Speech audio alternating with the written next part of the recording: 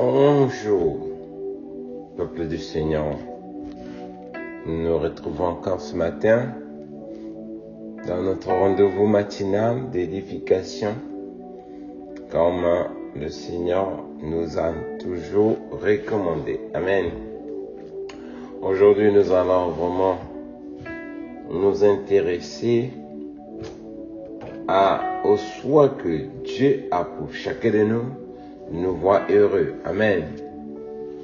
Alors, le Dieu qui nous a créés, mes bien-aimés, le désir de ce Dieu a toujours été à ce que nous soyons en paix, que nous soyons heureux et que nous pourrons vraiment nous réjouir de la vie qu'il nous a donnée. Amen. Mais nous-mêmes, dans notre folie, nous avons détruit tout ce que tout le plan de Dieu, et nous récoltons les conséquences de notre désobéissance. Alors, nous allons parler ce matin du souhait de Dieu qui veut nous voir vraiment heureux. Et nous allons utiliser les mécanismes qu'il faut pour pouvoir vraiment être à la place là où on doit être, afin de recevoir toute la faveur de Dieu telle que Dieu le souhaite. Amen. Nous sommes arrivés dans le livre de 3 Jean, le chapitre 1er, verset 2. C'est là que nous allons méditer. Le Seigneur Père éternel, Dieu d'Abraham, Dieu d'Isaac, nous dit ceci dans sa parole. Bien-aimé, je souhaite que tu prospères à tout égard et sois en bonne santé comme prospère l'état de ton âme. Amen. Parole du Seigneur. Ici, le souhait de Dieu, il veut que nous soyons prospères et en bonne santé, comme prospère l'état de nos âmes. Amen. L'âme de la personne, nos âmes, bien-aimées, prospèrent parce qu'elles sont sous la couverture divine. C'est là où se trouve l'existence de l'être humain. Alors, Dieu qui nous a créés, il veut que tout l'ensemble de notre être soit à l'image de notre âme, afin que nous pourrons nous réjouir de la plénitude de la grâce que Dieu nous a accordée, qui pourra nous permettre d'être prospères et d'être en bonne santé et de prospérer dans tous les plans de nos vies. Amen. C'est ça le plan de notre Dieu. Donc le souhait de Dieu, c'est de nous voir vraiment recevoir toute la plénitude de sa faveur, afin qu'il ne manque rien en quelque sorte. C'est ce que le Père c'est le souhait de notre Dieu, comme je l'ai dit. Alors nous qui autrefois nous étions ignorants de ce plan de Dieu, aujourd'hui devenus chrétiens, nous devons comprendre cela, mes bien-aimés. Nous devons chercher à revenir à la case de départ, sur les anciennes bases, et rebâtir les fondements qui ont été renversés afin de rentrer dans cette promesse. Parce que le souhait de Dieu, c'est à ce que vraiment on soit là où on doit y être avant de rentrer à la maison. Pourquoi? Parce que, étant chrétiens, nous devons être vraiment contraires de ce que vivre contrairement la manière dont nous avons été hier. Parce qu'hier, on était sans Dieu, on était livré à notre propre sort, on travaillait, on s'efforçait vraiment de pouvoir vraiment gagner notre vie selon notre propre gré. Mais par la grâce que Dieu nous accorde désormais, il veut que nous puissions vraiment recevoir sa faveur qu'il envoie chaque jour dans la vie de ceux qu'il a aimés. Voilà pourquoi il attire notre attention ce matin, pour que chacun de nous comprenne cela, qu'en rentrant nous-mêmes comme l'enfant prodige, et de chercher les voies et moyens qui pourront nous permettre de revenir vers notre Père, où nous devons nous mettre à la place là où on doit y être, afin de recevoir la faveur qu'il nous accorde. Alors, pour que nous soyons là, mes bien-aimés, la première des choses que nous devons faire, c'est d'utiliser la cartouche que Matthieu chapitre 6, verset 34 nous a donnée. Ça, c'est la cartouche qui pourra nous permettre vraiment d'être restaurés. Si nous comprenons cela et nous vivons selon cette cartouche, selon ces instructions, nous allons voir, mes bien-aimés, notre vie va changer et nous pourrons entrer en possession de toutes les promesses que Dieu nous a faites dans ce monde. Le Seigneur nous dit ici dans sa parole, dans le livre de Matthieu, chapitre 6, verset 33. Le Seigneur nous dit ici dans sa parole, recherchez premièrement le royaume de Dieu. Le royaume est la justice de Dieu et toutes les choses vous seront données par-dessus. Amen. Alors pourquoi rechercher d'abord premièrement le royaume de Dieu? C'est parce qu'on avait perdu cela. À cause de convoitise de la chair, à cause de la rébellion, à cause de la désobéissance, on a été livré à notre propre sort. Le salut nous a été enlevé à cause de cela. Alors Dieu qui nous aime, bien aimé, il veut que nous revenions à nous-mêmes, comme l'enfant prodige, comme de l'a dit. Alors lorsque nous reviendrons à lui, en revenant vers Dieu, la première des choses que nous devons faire, c'est de rechercher le royaume des cieux. Chercher le royaume des cieux et sa justice. Et toutes les choses que nous sommes en train de chercher, elles nous seront ajoutées et nous pourrons désormais prospérer comme l'état de nos âmes. Tant que le royaume ne nous est pas encore acquis, mes bien-aimés, il sera difficile pour nous de prospérer comme l'état de nos âmes, parce que l'état, l'autre âme est l'élément qui ne meurt pas et reste en vie, quoi qu'il arrive. Même si on ferme les yeux dans ce monde, l'âme va se retrouver en vie quelque part, qu'elle soit dans l'enfer, qu'elle soit au paradis. C'est de ça, Dieu veut que nous comprenions cela. Si nous comprenons que notre âme ne meurt pas et que nous qui vivons dans ce monde, nous devons vivre à l'image de notre âme, nous allons choisir le bon côté de l'immortalité, c'est-à-dire vivre pour le royaume des cieux. C'est là où nous hériterons le royaume des cieux et Dieu ne pourra nous accorder la plénitude de la grâce.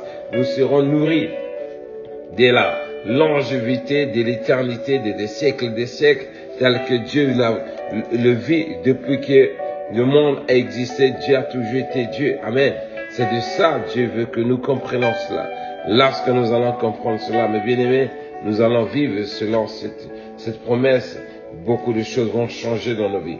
Alors pour y être là, mes bien-aimés, cherchez le royaume des cieux. Comment chercher le royaume des cieux? C'est ça le problème. C'est ça le question mark, le point d'interrogation qui est posé devant la vie de chaque personne, chaque chrétien aujourd'hui. Le Seigneur nous dit ceci dans sa parole, dans le livre de Psaume, chapitre 37, Psaume 37, le verset, Psaume 37, le verset 4, si je ne me trompe pas. Non, le verset 25 à 26. Le Seigneur nous dit ceci, également dans sa parole. Psaume 37, verset 25 à 26. J'ai été jeune, j'ai vieilli, et je n'ai point vu le juste abandonné, ni sa postérité, mon Dieu son point. Toujours il est compatissant, et il prête, et sa postérité est bénie. Détourne-toi du mal, fais le bien, et possède à jamais ta demeure, parole du Seigneur. Alors ici, notre bien-aimé David nous rappelle ceci. Si nous cherchons premièrement le royaume des cieux et sa justice, et si nous marchons de cet égard, quoi qu'il arrive, lui-même qu'il a vécu cela, il a vu ça de ses propres yeux. David le répète, il est en train de nous rassurer ce matin que lui qui a vécu pendant son existence, il n'a jamais vu le juste être abandonné. Si nous cherchons le royaume de Dieu et sa justice, la justice de Dieu en marchant de cette manière, mes bien-aimés, quoi qu'il arrive, Dieu ne nous abandonnera jamais, parce que c'est la nature de Dieu. Voilà pourquoi notre bien-aimé David veut que nous comprenions cela. Lorsque nous allons marcher de cette manière, nous allons voir la faveur de Dieu.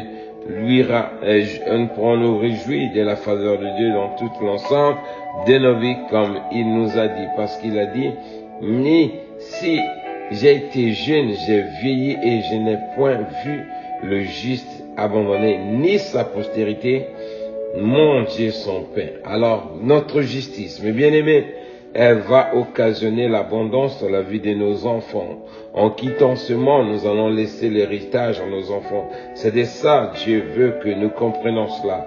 C'est ça l'abondance que Dieu nous parle, qui veut que nous pourrons prospérer comme l'état de nos âmes. Celui qui prospère, ça veut dire il a tout ce qu'il faut. Et voilà pourquoi quand il quittera ce monde, il pourra avoir de quoi à laisser comme héritage à ses enfants. Alors si nous comprenons cela, mes bien-aimés, nous allons nous efforcer à chercher le royaume de Dieu, à vivre tel que Dieu nous recommande. Nous allons voir cette faveur également dans la vie de nos enfants parce que ça, cela, nous avons été appelés. Donc, notre devoir, mes bien-aimés, c'est de comprendre les choses. Que si Dieu nous parle de cette manière, c'est parce qu'il nous aime tant. Voilà pourquoi il veut que chacun de nous comprenne cela et qu'il vive selon cette parole.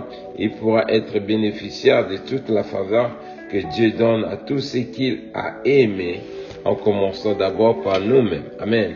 Alors le Seigneur ajoute également dans sa parole, dans le livre d'Ésaïe, chapitre 14 et chapitre 58, verset 14. Le Seigneur nous rappelle également ceci. Comment faire pour recevoir cette faveur? Comment faire pour recevoir la faveur de Dieu?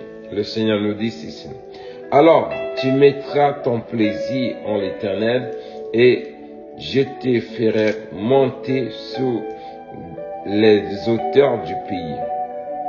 Je te ferai jouir de l'héritage de Jacob, ton père, car la bouche de l'Éternel a parlé. Parole du Seigneur.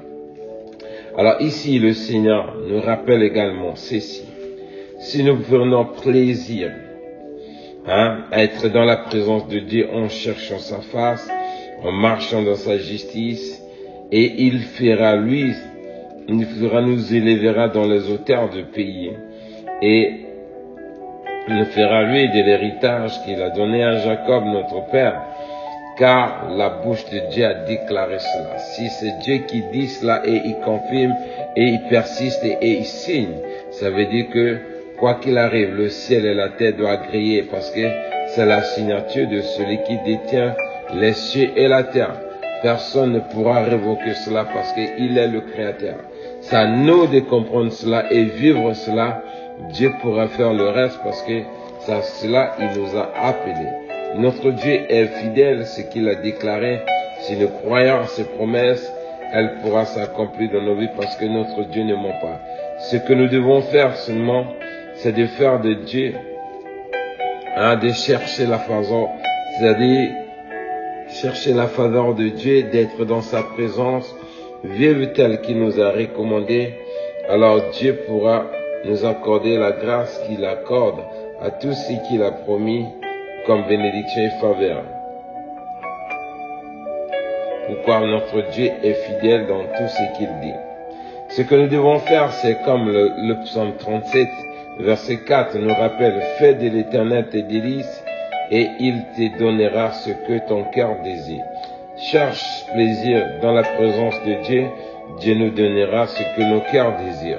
C'est de ça, il est en train de nous rappeler, si nous vivons de cette manière, si nous trouvons la joie chaque fois de chercher la face de Dieu, il nous accordera cette grâce, cette faveur, et nous allons manger le meilleur des nations, le meilleur produit de la nation, là où nous sommes.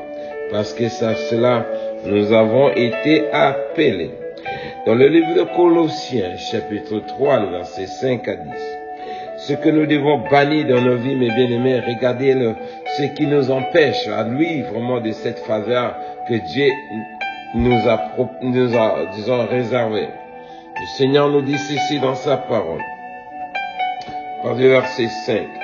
Faites donc mourir tes membres qui sont sur la terre, l'impudicité, l'impurité, les passions, les mauvais désirs et la cupidité qui est une idolâtrie. Car c'est à cause de ces choses que la colère de Dieu vient sur les fils de la rébellion, parmi lesquels vous marchiez autrefois lorsque vous vivez dans ce péché. Mais maintenant, renoncez à toutes ces choses, à la colère, à l'animosité, à la méchanceté, à la calomnie, aux paroles déshonnêtes qui pourraient sortir de vos bouches. Ne vous mentez pas les uns les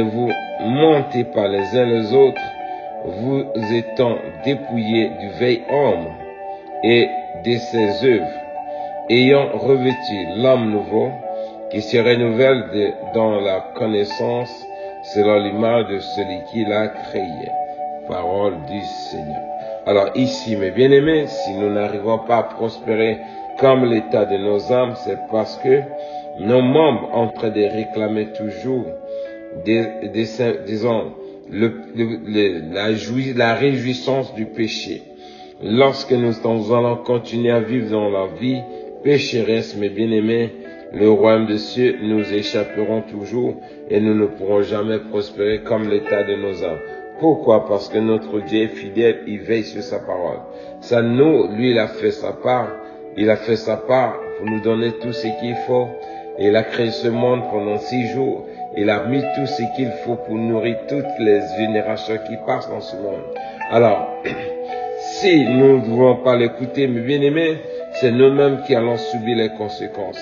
Parce que s'il veut que nous prospérons, c'est parce que il nous a déjà réservé cette prospérité qui pourra nous permettre de nous réjouir de toutes les bénédictions dans les lieux célestes que Dieu a réservés dans la vie de ceux qu'il aime. Voilà pourquoi nous devons comprendre cela.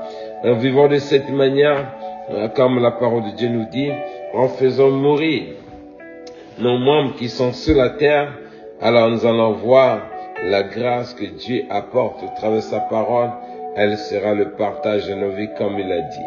Parce que David l'a bien répété, il a redit, il a dit, il a été jeune, il a grandi, il n'a jamais vu le juste être abandonné. Alors si nous comprenons cela, c'est à nous désormais, nos bien-aimés, de marcher dans la justice, telle que Dieu nous recommande. Nous allons arrêter les promesses que Dieu nous a faites. Parce que si nous voulons marcher selon la folie de ce siècle, c'est parce que nous ignorons ce qui nous attend devant. Alors la parole du Seigneur nous parle de plusieurs promesses. Alors être chrétien, marcher dans l'obéissance, dans la soumission à la parole de Dieu, c'est parce qu'il y a un objectif que chacun de nous doit atteindre, c'est-à-dire le salut de son âme et vivre auprès de son Créateur et pour ne pas s'éloigner de lui. Voilà pourquoi nous sommes chrétiens, voilà pourquoi nous avons accepté le Seigneur Jésus-Christ comme notre Seigneur et Sauveur. Alors si nous comprenons cela, mes bien-aimés, Dieu pourra vraiment se réjouir de nous voir vivre de cette manière et pourra nous bénir également et nous allons prospérer comme l'état de nos âmes, comme il a dit lui-même, parce que c'est son souhait. Dans le livre de Apocalypse, chapitre 21, le verset 2 à 4, ici c'est ce que chacun de nous attend pendant qu'il est encore ici-bas. Alors, chacun de nous doit avoir l'objectif fixé vraiment vers le royaume des cieux. Nous devons vivre ce monde selon ce royaume, parce que en dehors du royaume des cieux, il n'y a pas un autre royaume qui pourrait exister, être comparé à Dieu.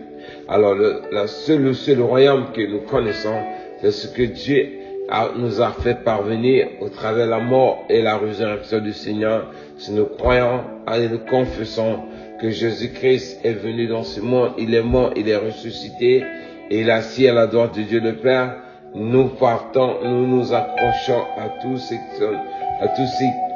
les recommandations de Dieu. Nous allons voir la grâce de Dieu qui va vraiment nous suivre partout où nous irons. Dans le livre de Apocalypse, comme je l'ai dit, le verset 2 jusqu'à 4, le Seigneur nous dit ceci. Et je vis descendre du ciel, d'auprès de Dieu, la ville sainte, la nouvelle Jérusalem, préparée comme une épouse, qui s'est parée pour son époux. Et j'entendis du trône une forte voix qui disait, voici le tabernacle de Dieu avec avec les hommes. Ils habiteront avec lui et ils seront son peuple et Dieu lui-même sera avec eux. Il essuiera toutes les larmes de leurs yeux et la mort ne sera plus. Et il n'y aura ni deuil, ni cri, ni douleur, car les premières choses ont disparu. Parole du Seigneur. Alors, mes bien-aimés, regardez bien ce qui nous motive vraiment à chercher premièrement le royaume des cieux. Le Seigneur nous parle ici de la bouche de son serviteur Jean, ce qu'il a expérimenté lui-même. Il a écrit cela pour nous attirer notre attention, pour que nous comprenions la nature de Dieu lui-même. Alors le Seigneur nous parle, il nous dit ceci, notre bien-aimé Jean témoigne, il dit: la vie descend du ciel auprès de Dieu, la ville sainte et la nouvelle Jérusalem, préparée comme une épouse qui s'est parée pour son époux. Amen. Alors, bien-aimés, cette image que notre bien-aimé Jean est en train de montrer, nous parle ici, ça sera à la fin du temps, à la fin du monde. Alors, chacun de nous doit comprendre cela, mes bien-aimés. Et si ce n'est pas tout le monde qui va y entrer, c'est ceux-là qui vivent dans la justice de Dieu, qui cherchent vraiment le royaume de Dieu, ceux qui trouvent le plaisir à méditer la parole de Dieu, c'est ceux-là que Dieu accordera la grâce de s'approcher de lui. Pourquoi? Parce que ils ont déjà consacré leur vie à chercher la face de Dieu. Alors nous qui sommes encore ici-bas, mes bien-aimés, il n'est pas encore tard. Nous devons rentrer en nous-mêmes et revoir la manière dont nous vivons dans ce monde et de privilégier les intérêts du royaume des cieux. Et c'est cela que Dieu pourra vraiment s'élever un jour pour pouvoir nous secourir et bénir également le travail de nos mains. Amen. Donc il n'y a pas d'excuse, mes bien-aimés. Ce qui fait tard, mais il ne fait pas tellement tard comme ce doit. Pourquoi? Parce que la journée est proche. Amen. Alors si la nuit était longue, hier, lorsque nous étions dans les ténèbres, aujourd'hui, Dieu a fait lui sa lumière auprès de nous. Alors cherchons à demeurer dans cette lumière, vivons en nouveauté de vie comme il a dit, et faisons mourir toutes les passions de la chair qui autrefois hier, il nous ramenait vraiment dans la servitude.